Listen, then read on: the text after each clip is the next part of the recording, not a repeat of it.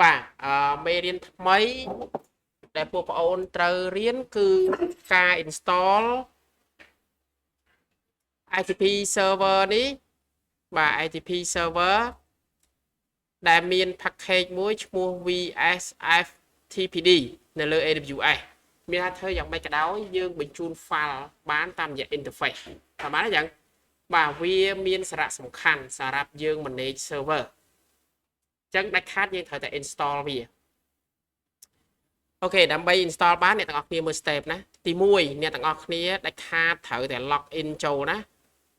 បាទមុន step អ្នកទាំងអស់គ្នាត្រូវតែ log in ចូលអីគេទាំងអស់គ្នា before step បាទ log in ចូលទៅក្នុង AWS console មែនទេបាទ log in មកអញ្ចឹងឥឡូវលោកគ្រូ log in ចូលបាទនេះលោកគ្រូ log ហើយតបមកទាំងអស់គ្នាចូល easy2 គ្រូ start ឡើងមកវិញណាមួយ easy2 ហើយពួកបងអូនកុំភ្លេចយក United States ហើយ Ohio តោះណាយ៉ាងទូថ្លៃទាំងអស់គ្នាមើលម៉ាស៊ីនរបស់លោកគ្រូហើយរើសឲ្យត្រូវទៅ process ទៅស្រួលណាទាំងអស់គ្នាមុននឹងចូលទៅដល់កន្លែងហ្នឹងទាំងអស់គ្នាត្រូវបង្កើត security group មួយនេះតោះណាលោកគ្រូមិញមាន step នេះទាំងអស់គ្នាត្រូវតែ create own security group អញ្ចឹងឥឡូវលោកគ្រូ create មួយមកដាក់ថា security group បាទ create មកដើម្បីកុំឲ្យចេះតែរើសតរហូតណាវីសាមកវាច្រើនពេកឃើញអត់អញ្ចឹងអត់ដឹងថាមួយណាជាមួយណីទេអញ្ចឹងលោកគ្រូ create security group នេះមួយមកបាទអញ្ចឹងកន្លែងនេះលោកគ្រូដាក់ថាកន្លែងនេះយើងរើសវា default អញ្ចឹងសិនណាអញ្ចឹងកន្លែងនេះលោកគ្រូដាក់ថាown បាទ own security group ដាក់ដោយខ្លួនយើងបន្ទាប់មក port ដែលយើងចង់ដាក់យើងយក all ចេះសិនទៅណាបាទហើយអ្នកទាំងអស់គ្នាចុច create security group នេះមកdescription មួយណា description គឺគ្រូដាក់ថា for learn for បាទ learning ចឹងទៅបាទហើយចុច create security group ចឹងអ្នកទាំងអស់គ្នាបកត្រឡប់ទៅវិញរើសយក EC2 instance នេះមកទាំងអស់គ្នាចុច launch instance បាទបន្ទាប់មកអ្នកទាំងអស់គ្នាដាក់ថាឥឡូវលោកគ្រូដាក់ថា set up FTP server ហើយដាក់ថា instant គ្រូដាក់ចឹងបាទទាំងអស់គ្នាដាក់អីដាក់ទៅយកអីគេ Ubuntu មិនចឹងហ៎បាទនេះ 24.04 ដូចគ្នាមកតបមកពួកប្អូនរើសយ៉ាងហោចឲ្យបាន2 CPU 1 GB RAM តោះទេយ៉ាងបាទហើយ key pair អ្នកទាំងអស់គ្នា create ថ្មីមកក៏បានបើអ្នកទាំងអស់គ្នាចាស់អ្នកទាំងអស់គ្នា select ទៅឥឡូវលោកគ្រូ create ថ្មីដាក់ថា easy to remote ដាក់ថា teaching ឬក៏ learning ទាំងអស់គ្នាដាក់ learning ទៅណាបាទទាំងអស់គ្នាយក PM នេះមកបាទហើយ create key pair download ទេមិនចឹងហ៎បានទេមែនទេបាទហើយបន្ទាប់មកពួកប្អូន allow ISA ចឹងមកកន្លែងណា security group នេះកន្លែងនេះណាកន្លែងដែលសំខាន់មាន2មិញ create key pair មួយហើយនិង security group ដាក់ឈ្មោះគេមិញបាទ own security group ណានេះណាមែនទេបាទយើងធីកយកអាហ្នឹងមក security group គឺជា firewall ដែលលោកគ្រូនិយាយថានៅក្នុង local នឹងត្រូវបានដោះស្រាយទៅលើ AWS ទាំងអស់នេះដែលលោកគ្រូចង់ឲ្យពួកប្អូនចេះពីព្រោះប្រាក់ខែវាបានច្រើនបាទអញ្ចឹងសម្រាប់អានេះយើងរៀនអ្នកទាំងអស់គ្នាចង់ដាក់អាម៉ានដាក់ទៅសម្រាប់លោកគ្រូអាចដាក់ថា 20G ទុកបង្រៀនទៅខុសក្រោយទៀតរបស់ពួកយើងអញ្ចឹងណាហើយចំការក៏អាចលុបចោលដែរតែបង្កើត free ដូចពួកយើងដែរបាទអូខេបន្ទាប់មកអ្នកទាំងអស់គ្នាមិនបាច់ធ្វើអីទេហើយ launch instance បាទចុច launch instance នេះមកណាបាទហើយយើងទៅចូល instant រងចាំវាមួយ plate មិនចឹងហ៎បាទនេះចាំវាណា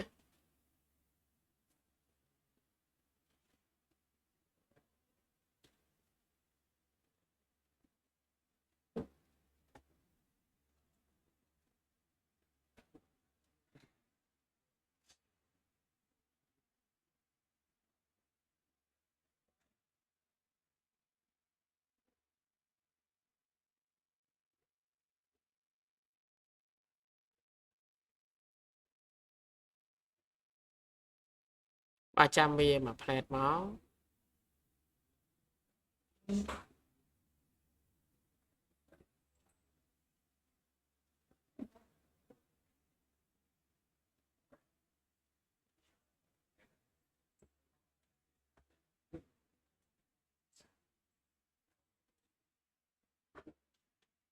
đôi chim đó 5 tí thế tam được 100 bà tránh chân rong trăm việt tịch đấy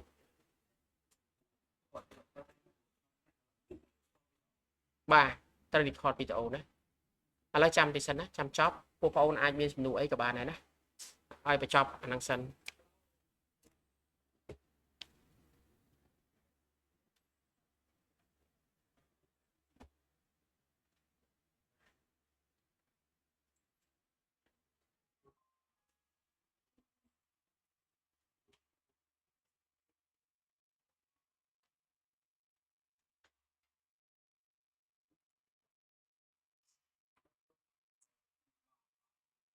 លោកគ្រូរយទៅរ៉ាន់នីងបានហើយមើលទៅរ៉ាន់នីងបានហើយណាបាទ stop terminate បាទគ្រូ terminate ចោលហើយអញ្ចឹងគ្រូយកទៅរ៉ាន់នីងមកបានហើយបាទចូលណាមិនអញ្ចឹងហ៎បាទបន្ទាប់ពីចូលអ្នកទាំងអស់គ្នាធ្វើអីនេះទាំងអស់គ្នាមើល step គេណា step របស់លោកគ្រូឲ្យអ្នកទាំងអស់គ្នាចូលហើយ update install យកតែម្ដងណាតោះណាអញ្ចឹងបាទទាំងអស់គ្នាធ្វើតាម step លោកគ្រូទៅបាទបន្ទាប់មកអ្នកទាំងអស់គ្នាបានមិញ download ហើយអីលើទាំងអស់គ្នាគ្រាន់តែចុចលើនឹងមកចុចអី connect មិនអញ្ចឹងហ៎បាទ complex ទាំងអស់គ្នា public IP នេះវានឹងផ្លាស់ប្ដូរនៅពេលដែលអ្នកទាំងអស់គ្នាបិទបើកពីព្រោះយើងអត់ទាន់រៀន static ទេណាទាំងអស់គ្នារៀន static កាន់តែមានរបស់លេងកាន់តែច្រើនណាអញ្ចឹងបាទ public IP ជា static តែម្ដងហើយយើងទៅជួលកន្លែងផ្សេងមួយខែ$6-7តែនេះអត់ទេណាតម្លៃវាអត់ដល់ហ្នឹងទេអាច free បើប្រើអត់ប្រើទៅគិតលុយចម្លែកចឹងវិញណាឥឡូវលោកគ្រូ copy ទី1គឺលោកគ្រូ copy IP ទៅសិនបាទលោកគ្រូ copy កន្លែងនេះគ្រូដាក់ចូល Telegram បាទដាក់ save head file លោកគ្រូនឹងទៅបង្ហាញនៅក្នុង Windows ពួកយើងម្ដងណាបាទហើយបន្តមកទៀតលោកគ្រូទៅ copy ចូល SSH របស់វា SSH យើង copy អីទាំងអស់គ្នា SSH client យើង copy យកអីនេះទី1 CH mode មែនទេបាទអញ្ចឹងចូល Telegram មកវិញមកបាទទី2អីគេអានេះដូរណាទាំងអស់គ្នាណាពេលបិទបើកម៉ាស៊ីនលើហ៎បាទដោយសារ IP យើងវាអត់ fix ទេអញ្ចឹងបន្ទាប់ពីអ្នកទាំងអស់គ្នាចូលបានហើយអ្នកទាំងអស់គ្នារត់ទៅកាន់ Windows របស់យើងជា Windows client ទី1ទាំងអស់គ្នាត្រូវតែប្រើ command git bash ពីថ្ងៃហ្នឹងទៅណា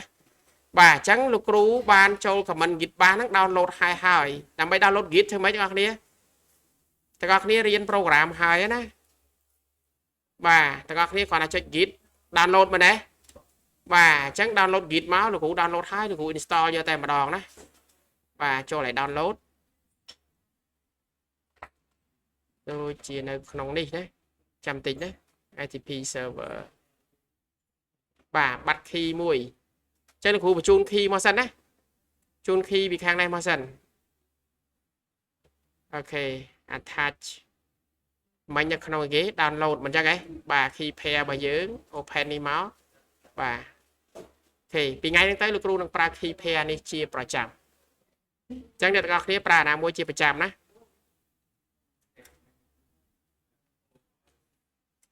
បាទអញ្ចឹងអ្នកទាំងអស់គ្នាចូលកន្លែងនេះមកគ្រូ download ទុកហើយបាទ download អញ្ចឹងយើង install git មកអ្នកណាមានហើយក៏ប្រើយកប៉ុន្តែ complex ណាទាំងអស់គ្នាតប install git next មកយក desktop ណាហើយ complex នេះ git bash តោះណាអញ្ចឹង check update ផងនេះ git bash ណាបាទ next បាទ next បាទ next ទៀតមក next មកឲ្យចំកែតាមក្រោយទៅណាប៉ុណ្ណឹងអាចប្រើបានបាទ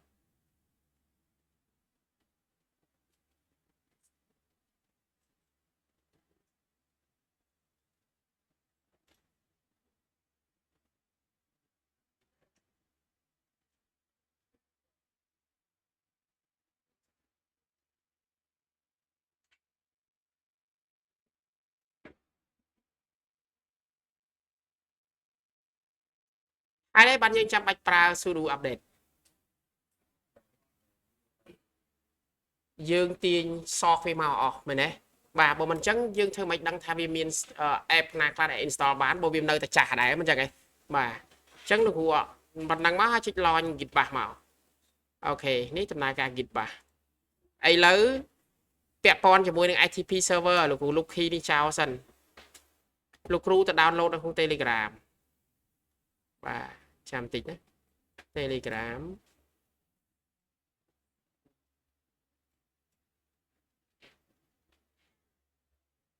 បាទនេះលោកគ្រូ download វាមក save ដាក់នៅក្នុងអីគេ desktop ដាក់ ITP ដាក់ឡើងដាក់ទៅសំខាន់ git bash យើងទៅឈរទីតាំងហ្នឹងណាឥឡូវ copy ch mode ឲ្យហើយមែនទេដើម្បី change mode វាទាំងអស់គ្នាហើយនេះបានទៅឈរលើទីតាំងហ្នឹងដើម្បីនេះយកអាឈ្មោះហ្នឹងឲ្យត្រូវមែនទេកុំឲ្យបាក់ដូរទៀតអញ្ចឹងលោកគ្រូទៅឈរនៅក្នុងទីតាំងហ្នឹងបាទឈរនៅលើទីតាំងមកវានៅក្នុងអីមិញនេះណានៅក្នុងនេះណា desktop នេះអញ្ចឹងមើលមាន mouse ស្ដាំយកអីគេ show more នេះមក git bash here ធ្វើម៉េច mouse ស្ដាំ pass ចូលមែនទេ change mode វាបាទ400 read only មិនអញ្ចឹងហ៎បន្ទាប់មកអ្នកទាំងអស់គ្នាទៅ copy នៅក្នុង Telegram ISA ចូលមកនេះបាទ copy នេះមកពួកបងអូន mouse ស្ដាំ pass លើវាមក enter complete អាហ្នឹងពេលបាត់បានមិនសិនដូរណាកន្លែងហ្នឹងបាទចាំវាមក plate មក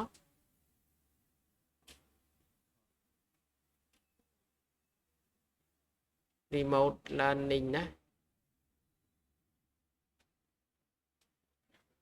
ដើរអត់បាទអត់បើកម៉ាស៊ីនបើកតើអត់ចូលពីបោយើងធ្វើម៉េច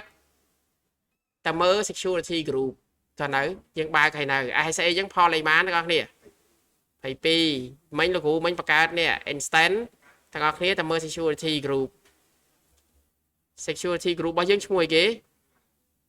ឈ្មោះអីមិញបាទហែចាប់ដើមចេះកែខ្លួនឯងហែណាបាទអូន security group មើលមានអត់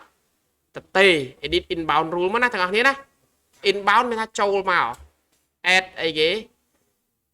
ទាំងអស់គ្នាអាចគ្រូយក all TCP សិនណាតោះណាចឹងចាំថ្ងៃក្រោយមេរៀនអាទី2របស់យើងណាលំអិតឲ្យខ្លាំងពួកយើងធ្វើការងារបានច្រើនណាបាទ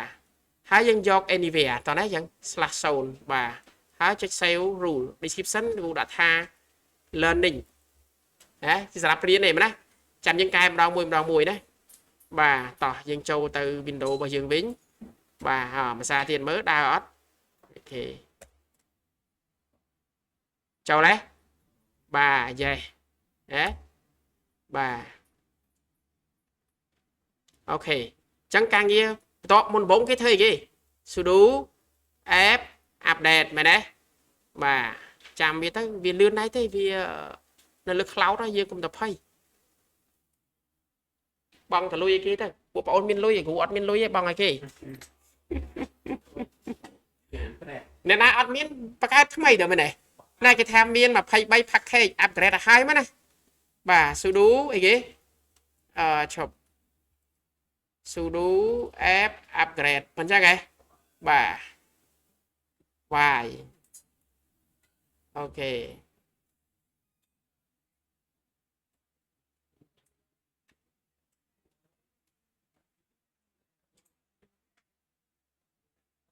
លឿនហើយណាលេងសាច់ខ្ជិលហើយដោះស្រាយអ៊ីនធឺណិតទៅបានហើយយើងនៅ local វាត្រូវទាញញ៉ៃបងនោះវានៅលើមេឃអាចតែមានអ៊ីនធឺណិតយើង connect ទៅចប់ហើយមិនចឹងបាទ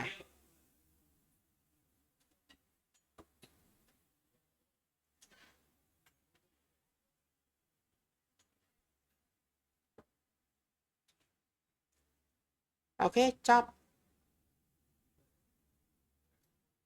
អូខេចប់សពគ្រប់បាទ clear screen shortcut អីគេ control L ផ្លេចទៀតឡើយតោះតែមើល step install package មួយឈ្មោះ VSSTPD នេះគឺ step លោកគ្រូបកទៅបកមកដើម្បីឲ្យយើងចាំ step ណានេះ config ចូលដល់នេះដល់នេះណាមិនចឹងហ៎មិញ update ហើយមែនទេចឹង step ដល់នេះបាទអូខេចឹងយើងចូលនេះមកគេ sudo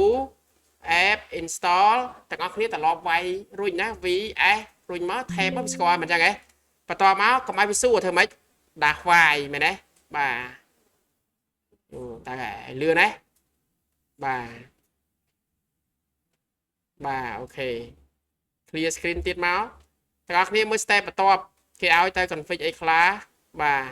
តបមកយើងចូលទៅកាន់ etc ដើម្បីរកអាមួយនេះរក configuration របស់វាណាគ្រប់ configuration នៅក្នុងនិយាយមិន etc មិនយ៉ាងហ៎គេហៅ extra អញ្ចឹងអ្នកទាំងអស់គ្នាចូលទៅកាន់វាទៅបាទ cd etc តមក enter មក list ហើយ grab វាមកបើយើងចង់ list lx នេះទៅបាទ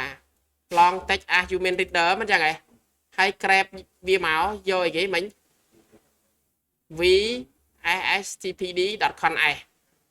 មានអត់មានហេតុអីបានធ្វើអញ្ចឹងគ្រប់យ៉ាងនៃការកែ configuration អ្នកទាំងអស់គ្នាត្រូវ backup ទាំងអស់គ្នាដែលមើលរឿង Hollywood គេថា backup អត់ backup copy ទុកយល់ទេអញ្ចឹងនេះ step របស់វាគឺ backup មុនចូលទៅកែស្អីក៏ដោយអ្នកទាំងអស់គ្នាត្រូវ backup នេះណាគោលដៅរបស់វាគឺ backup គឺគ្រាន់តែអ្នកទាំងអស់គ្នា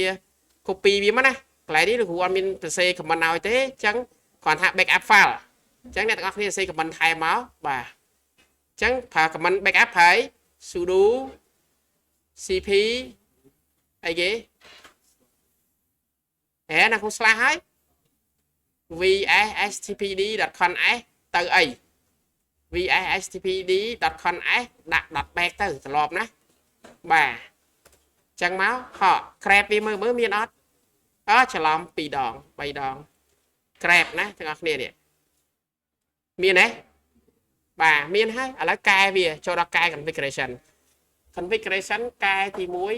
យ user អាច read write បានទី2ក្រោយ firewall អាចដាក់ port ផ្សេងៗបានអញ្ចឹងកន្លែងកែរបស់វាមាន3តង់ទី1 local enable នេះត្រូវតែ yes តោះណាចឹងបាទដើម្បីកែ configuration បានមើលតាមលោកគ្រូណាដើម្បីកែ configuration បានអ្នកទាំងអស់គ្នាគ្រាន់តែចូល sudo nano ឈ្មោះគេបាទ .conf បាទអញ្ចឹងទី1អ្នកទាំងអស់គ្នាកែវាឲ្យវា local ហ្នឹង yes វា yes ស្រាប់ហើយនេះឃើញអត់បាទ yes ស្រាប់ហើយមិនចឹងហ៎បាទបន្តមកទៀតកែវាមួយទៀតណា write enable នេះ yes តន់បានទេចឹងដើម្បីកុំឲ្យអ្នកទាំងអស់គ្នាស្រពេចស្រពិលទាំងអស់គ្នាទៅមើល script របស់លោកគ្រូទុកឲ្យនេះ write enable yes តមក uncomment មួយទៀតគឺ ch root user នេះស្មើ yes តោះណាចឹងបាទអញ្ចឹងអ្នកទាំងអស់គ្នាទៅរកវាមកបាទមួយណាបាទចុះមកក្រោមតិចមក ch root តោះណាចឹងយ៉ាត់ម្លងណារៀងឆ្ងាយតិចដែរបាទឃើញអត់បាទមែនទេក្រោមនឹងមួយទៀត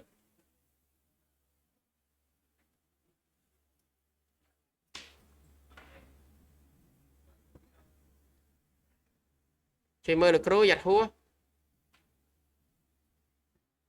ឃើញនៅនេះតោះណាយ៉ាងហើយគេឲ្យថែម comment មួយទៀតនៅពីក្រោយហ្នឹង comment line មួយទៀតណាបាទ comment line មួយទៀតគឺថែមនេះថែមឲ្យ allow writable តោះណាយ៉ាងបាទអញ្ចឹងយើង copy វាមកបាទលោកគ្រូ copy ទៅទាំងអស់ហ្មងណាដោយសារយើងប្រើនោះអញ្ចឹងលោកគ្រូ copy ទៅពីធំនេះទៅយើងខ្វះធំនេះមែនទេមិញបាទ copy យកទៅផ្ញើតាម Telegram ទៅបាទឡៃនេះ Ctrl V បាទអញ្ចឹងយើងចូលទៅ Windows យើងវិញមកបាទបើក Telegram យើងនេះណា allow copy មកបាទហាស់វាចូលមកបាទ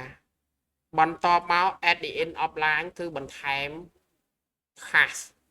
ស៊ីវរបស់វាណានេះសម្រាប់ក្រោយ firewall អាច connect បាននេះតោះណាចឹងបាទ passive enable របស់វា bà chắc là nắng nới bần to pí trong bình chop robot lại và khi ô đó trong tới bà hay pha phi trôi máu và sẽ về xã thì chết á bà ní thọt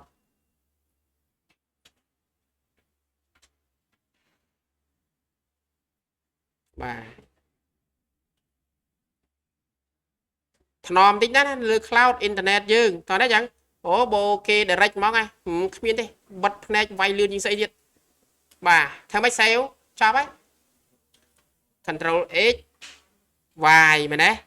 bà xéo bán configuration ban hai configuration năng ở toàn đa thì thằng ngọc nè thở restart đi toàn đấy chẳng bà nè command restart bao nhiêu đấy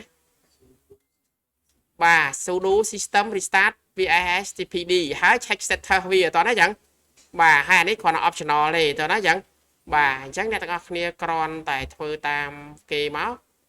bà là cụ gì step ai hết chẳng thì mũi cái sudo system ctl restart bà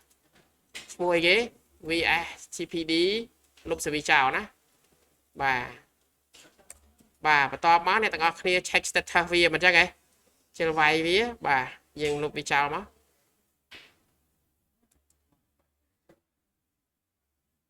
bà lúc mà vớt control w nè bà nó bị một vía tao nói chẳng bot đi control đi lúc bị một vía bà chắc là khu vay status check vía active nữa bà active hai to máu này tao clear và nó tầm na cái tầm mơ security group những bạn thọt thay mùi này những ba cái mình như này lấy mình chắc này learning đã bà chắc nhận được ní tra cam vị mùi cam vị mùi nút mua tha file sẽ là tầm trận viên ICP các bạn đấy này bà chắc như install file sẽ là mà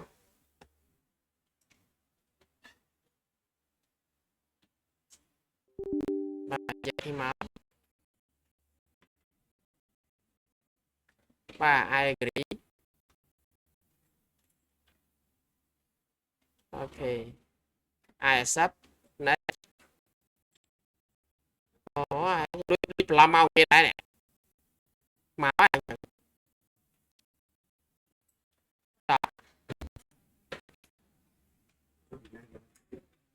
Bà chăm tính đấy. Còn làm mau kia đây.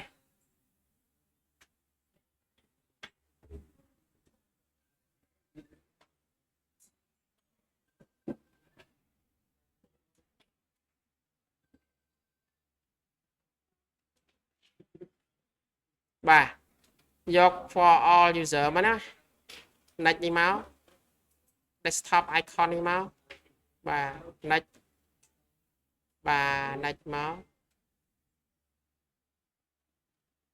bà start với mà này ok rồi biết start tầng ngọc kia complete tha vì tiêm tia hot tiêm tia username chứ hot sẽ cái hot chỉ IP mình ra cái bà chắc nè tầng ngọc kia châu từ căn file size manager đâu còn lại ní thì thế HTTP tao đấy file protocol chứ cũng đã ní data cụ bạc size thay mày máu new size desktop HTTP server could not be load bạn ai load bàn chăm tính đấy khu remove cháu này đôi khi bao giờ desktop khai nhé tại vì bạn làm máu chắc à và ITP server dọc lại đi tay chị cái PM mình ra nghe mà load lại đang mà đã sai đang cả đã tới mình đi tới này tao khi do nhu sai mà tao nói rằng đặt lại đây là ITP server thấy easy to mà bà anh đi bàn hái tao khi đã họ sẽ cái mấy khu gì mình protocol cho này đấy họ port bà hot là đã hot phía màn mình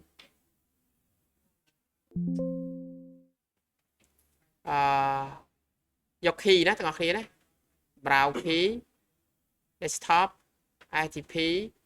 nè dọc khi ấm ok user với gì rồi user thêm mấy con nè rồi user thêm mấy who am I mày đấy Ubuntu mày đấy bà chắc là tặng kia ra Ubuntu máu Ubuntu hỏi gì hỏi IP mà vì server mình chẳng vậy mấy khu cha tam telegram mà nhá bắt đầu tặng kia nó bắt đầu phải dài IP mới nè mày nhà đi hả bà copy select text ok port mán phay mán phải mua vậy bà port này vì default à lấy cho mơ là cũng cần sạc mới sẵn đấy bà khi hai ok ok sẵn mất bà hai do cả file size mình chơi đi máu hay connect với ta gót bà all về tra máu ok hôm nè đài bà chắc là cụ cho bạc card folder mùi tiền máu create new directory đã HTTP client nó không ghế hoặc thế nó không khâu mày đấy bà chắc bạc card file mùi máu chẳng add file ấy add pin tới minute đi thằng đại cho ấy cho mơ xanh gặp đại nhảy nhảy pin đó bạc card tiếp đây create new file learning.txt Ocitec các bạn learning các bạn này learning.txt đó bà nè ban file à lấy dương thêm mấy trăm mươi nó không comment bao nhiêu thấy ghế tranh vi màu mình chăng ấy li miền đấy cd atp li miền tây ớt cat learning bà .txt thêm mấy xe xó nano mình chăng ấy learning.txt where atp welcome control ấy x y mình chăng ấy bà cat learning .txt តោះនេះយ៉ាងបាទចប់សពគ្រប់សម្រាប់មេរៀន HTTP server ប៉ុណ្ណឹងណាបាទជាមួយនឹង AWS ចឹងសំខាន់គឺ key ចឹង key ដែលប្រើពីថ្ងៃនេះតទៅយើងនឹងប្រើរហូតដល់ឆមាសក្រោយទៀតណាបាទចឹងលោកគ្រូចប់អូខេលោកគ្រូ scope វីដេអូឲ្យ